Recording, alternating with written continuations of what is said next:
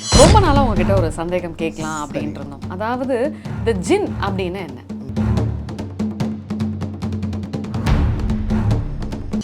எலும்பு துண்டு மாமிசம் இருக்குது பார்த்தீங்களா? எலும்பு துண்டு நான் சொல்கிறது வந்து எலும்பு துண்டை தூக்கி போடுவாங்க இல்லையா? அந்த இடத்துல அதுக்கு உணவே அதுதான் அது பிடிக்குமே.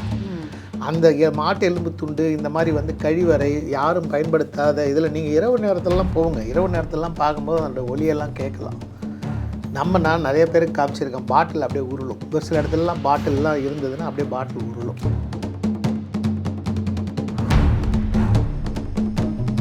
ஜின்னை வச்சா வந்து நிறைய விஷயங்கள் லைஃபை மாறும்னு சொல்றீங்கல்ல. நீங்க உங்களோட எக்ஸ்பீரியன்ஸ்ல யாருக்காவது ஜின்னை கொடுத்து அவங்களோட பேர் சொல்ல வேணாம், அவங்களோட வாழ்க்கை தரம் மாறி இருக்கா?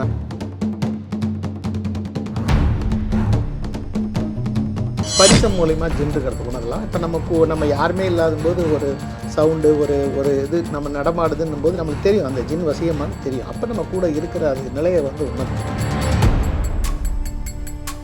ஓஎஸ் பக்தி நேயர்களுக்கு அன்பார்ந்த வணக்கம். நான் உங்கள் விஜே டீனா. நிறைய ஆன்மீகம் மற்றும் ஜோதிடம் சார்ந்த விஷயங்களை நாங்கள் பதிவாக கொடுத்துட்ருக்கோம். ஸோ அந்த வகையில் இன்னைக்கு நம்ம கூட இந்த நேர்காணலில் டாக்டர் விபி ராஜா குருஜி இருக்காங்க. வணக்கம். வணக்கம் குருஜி, எப்படி இருக்கீங்க? நல்லா இருக்கம்மா, நீங்கள் நல்லா இருக்கீங்க? ரொம்ப நல்லா இருக்கும். உங்களை இந்த நேர்காணலில் சந்திச்சதுல மிக்க மகிழ்ச்சி குருஜி. ரொம்ப நாளாக உங்ககிட்ட ஒரு சந்தேகம் கேட்கலாம் அப்படின்ட்டு இருந்தோம். அதாவது இந்த ஜின் அப்படின்னு என்ன? அது நான் சொல்லியிருக்கேம்மா ஆல்ரெடி. அதாவது ஜின்ன்றது இப்போ நம்ம இதில் வந்து பார்த்திங்கன்னா இந்து மதத்தில் யக்ஷினி, விஷ்ணு மாயா, குட்டி சாத்தான், யோகினி இந்த மாதிரிலாம் இருக்குது, தேவதைகள் இருக்குதுன்னு நம்ம சொல்லணும் இல்லைங்களா? அந்த மாதிரி இஸ்லாமியர்களால் வழிபடக்கூடியது ஒரு தேவதை ஜின். ஸோ இதுவும் வந்து பார்த்திங்கன்னா எல்லா மதத்தினரும் எல்லாருமே வழிபாடு பண்ணலாம். இது வந்து ஒரு யூனிவர்ஸில் பிரபஞ்சத்தில் இருக்கிற ஒரு தேவர்கள், இறை தூதர்கள்னே சொல்லலாம். ஸோ அதனால் ஜின்ன்றது ஒரு நல்ல சக்தி தான். அதில் கெட்ட மனிதர்களை எப்படி நல்லவன் கெட்டவன் இருக்காங்களோ அது மாதிரி கெட்ட சக்தியும் இருக்குது. ஸோ அதுதான் அது கெட்ட ஜின்னு அப்படின்னு நம்ம சொல்கிறோம். பொதுவாக ஜின்கள் வந்து பொதுவாக நல்லது செய்யக்கூடியது தான்.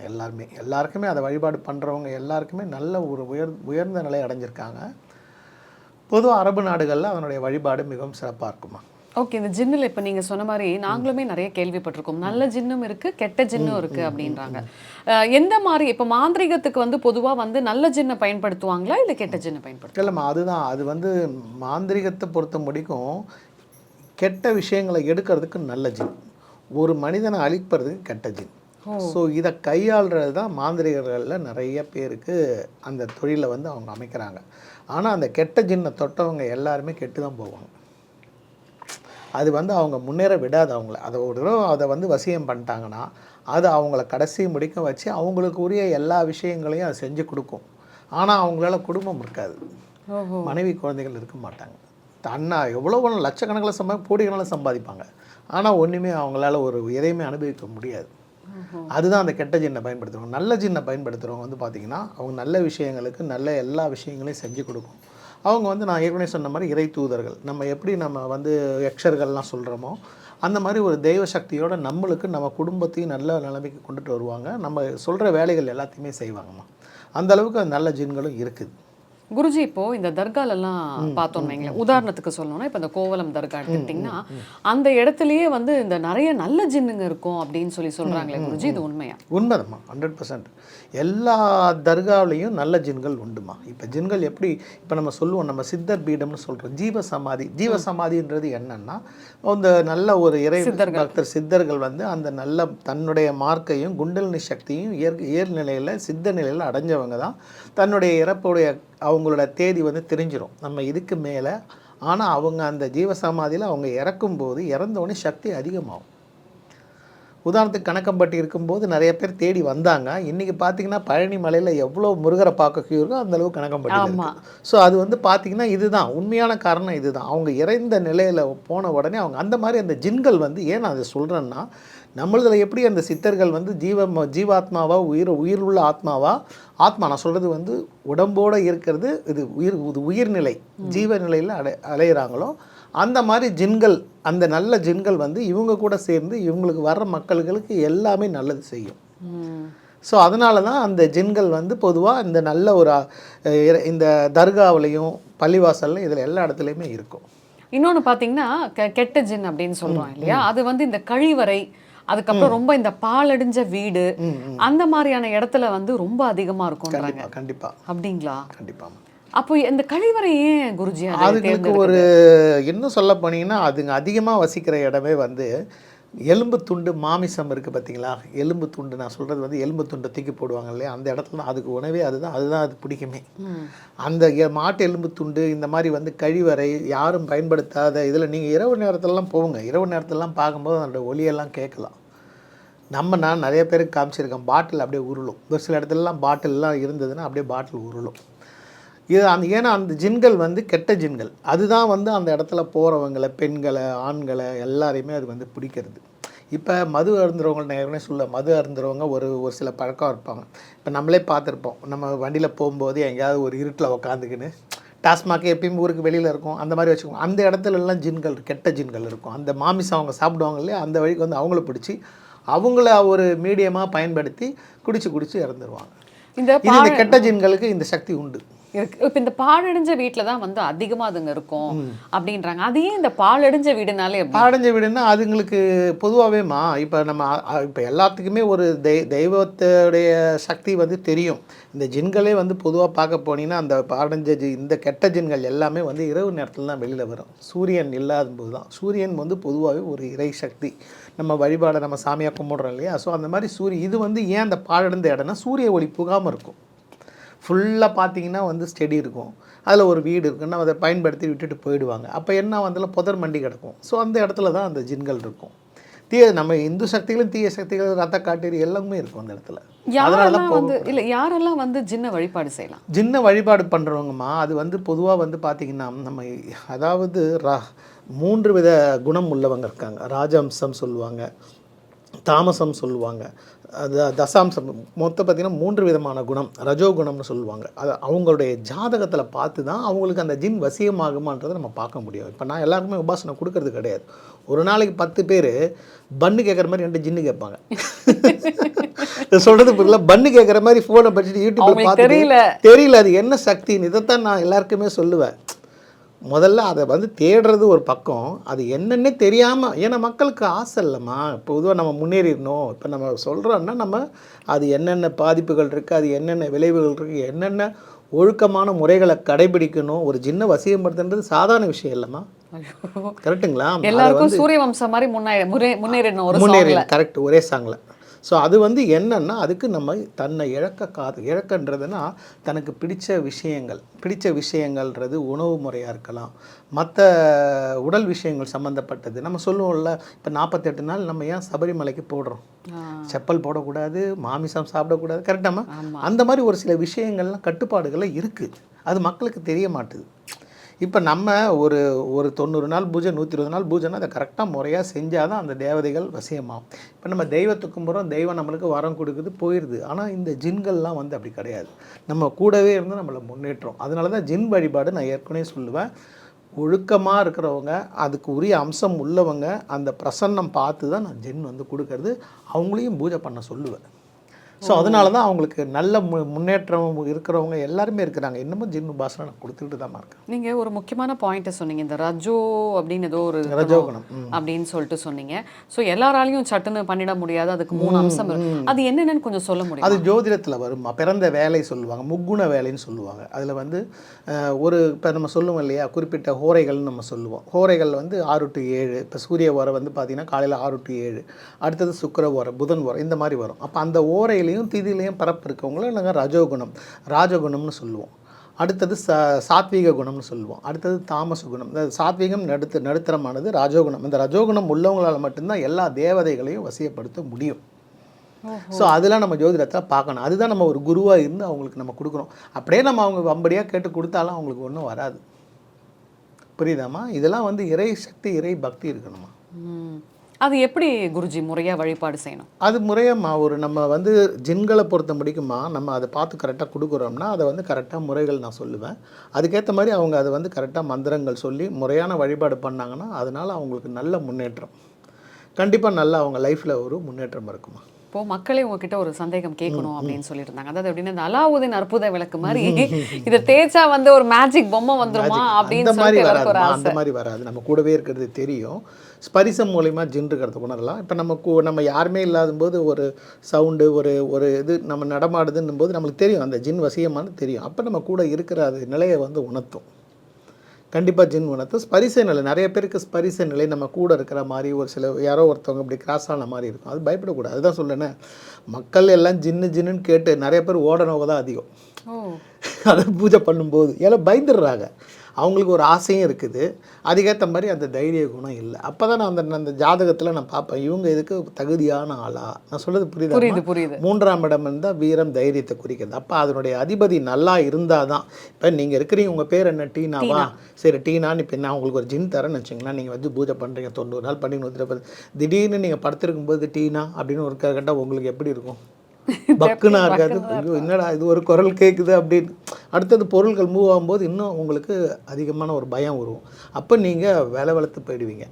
ஐயோ நம்ம தெரியாமல் இது பண்ணிட்டோமோன்னு. எல்லாருமே எல்லா விஷயங்களையும் பண்ணனா இல்லைன்னா இது உண்மை இல்லாமல் போயிருக்கும். இப்போ நீங்கள் சொல்கிறத வச்சு பார்த்தா நம்ம கூட ஒரு உயிருள்ள ஒரு ஆத்மா, கண்ணுக்கு தெரியாத இன்விசிபிள் ஷேடோ. அப்போ ஒரு சந்தேகம், கணவன் மனைவி எப்படி சந்தோஷமா இருக்கிறதா? அப்போ யாரோ ஒருத்தவங்க பார்த்துட்டே இருக்க மாதிரி இருக்கும். ஆமாம்மா, அவங்க வந்து நீங்கள் கூட்டாதானமாக வருவாங்க, பார்த்துக்கிட்டு இருக்காங்கன்னும் போது அவங்க எதுக்கு இப்போ நம்ம அவங்கள வர வச்சிடணும்? நம்ம பாதுகாப்பு நம்மளுடைய முன்னேற்றத்துக்கு. இப்போ என்கிட்ட எக்ஷனி இருக்குன்னா எக்ஷனி சுற்றிக்கிட்டே இருக்கும். நான் என்னென்ன பண்ணுறது எல்லாத்தையுமே அதை பார்க்காம நேரம் வெளியில் போயிடும். வெளியில் போயிட்டு அடுத்தது நம்மளுக்கு தேவை ஒரு பாதுகாப்புன்னும் போது நம்மள்ட்ட வந்து நிற்கும். இதே மாதிரி தான் ஜின்னும் நம்ம கூடவே இருக்காது, நம்ம கூப்பிடும்போது தான் வரும். எப்படி கூப்பிடுறது அது? அதுக்குரிய மந்திரங்கள் முறைகள்லாம் இருக்குமா, அப்படி நம்ம கூப்பிடும்போது கண்டிப்பாக வரும். ஓகே, இப்போ நீங்கள் எவ்வளோ உங்களோட எக்ஸ்பீரியன்ஸில் பார்த்துருப்பீங்கல்ல. இப்போ உங்ககிட்ட வந்து இப்போ நீங்கள் சொன்ன மாதிரி எனக்கு வந்து பண்ணு மாதிரி ஜின்ன கொடு அப்படின்வாங்க. ஆனால் உங்களுக்கு தெரியும் இவங்களுக்கு இது தகுதி, அது எதை வச்சு நீங்கள் கெஸ் பண்ணுவீங்க? அதுதான் அவங்களோட ஜோதிடம் பிரசன்னம். இப்போ நம்ம சோழி பிரசன்னம் பார்க்குறோம் இல்லையா, அடுத்தது அவங்களோட பிறந்த தேதி நேரம் அதுவும் தெரியலன்னும் போது அவங்க வந்து உட்காரும் போதே நான் கண்டுபிடிச்சிருவேன் அவங்க என்ன விஷயம் என்ன ஏது நிறைய இருக்குமா. அதில் வந்து பஞ்சபக்ஷி இருக்குது, அவங்க வர நேரம் வந்து பட்சி வந்து துயிலில் இருக்கா, அரசில் இருக்கா, ஊனில் இருக்கான்னு இதெல்லாம் பார்த்தாதாம்மா ஒன்று சும்மா சாதாரணமாக ஒரு விஷயம் கிடச்சிடாதுமா ஒருத்தவங்களுக்கு. அதுக்குரிய நபராக இருந்தால் தான் அதை கொடுக்க முடியும். ஒரு ஓமக்குச்சி வராரு, ஒரு நம்ம 40 கிலோ இருக்கட்ட வராரு, 80 கிலோ மூட்டை தூக்கின்னு போய் போடியாருன்னா போடுவாரா? அங்கே முடியாது. அந்த மாதிரி தான் அதுக்குரிய தகுதி இருந்தால் மட்டும்தான் அவங்க எடுத்துகிட்டு போவாங்க. அது வந்து அவங்க ஃபாலோ பண்ண பூஜை பண்ண முடியும். அது மன தைரியமும் வேணும். அதைத்தான் நம்ம ஜோதிடமும் பிரசன்னம் மூலையும் நம்ம பார்க்க முடியும். ஒரு ஃபேமஸான வெப் சீரிஸ், அது பேர் சொல்ல விரும்பல. அதுல என்ன ஒரு கதை அப்படின்னு பாத்தீங்கன்னா, அப்பா வந்து ஒரு அரிசி மண்டி வச்சிருப்பாரு, நல்லா சம்பாதிப்பாரு. அவருக்கு ஒரே ஒரு பையன். அந்த பையன் தான் அந்த வெப் சீரிஸோட ஹீரோ. அவர் வந்து ஜின்ன வழிபாடு பண்ண ஆரம்பிச்சு செம்மையா வெல்த் ஆயிடுவார். அந்த ஜின் என்ன கேட்கும் கடைசியா, எனக்கு உன் மனைவியை வேணும் அப்படின்னு சொல்லி கேட்கும். இது வந்து ரொம்பவே மக்கள் மத்தியில ஒரு பெரிய பரபரப்பு ஏற்படுத்துச்சு. அப்படி இருக்கும்போது ஜின்னை வந்து வழிபாடு செய்ய ஆரம்பிச்சா அது ஏடாகுடமா இப்போ உங்களுக்கு நிறைய வெல்த் கொடுத்துட்டு டக்குன்னு பெண்ணை கேட்கும் அப்படின்றாங்க. இது உண்மையா குருஜி? அதுதான்மா, இப்போ ஜின்னில் வந்து நிறையா ஜின் இருக்குமா.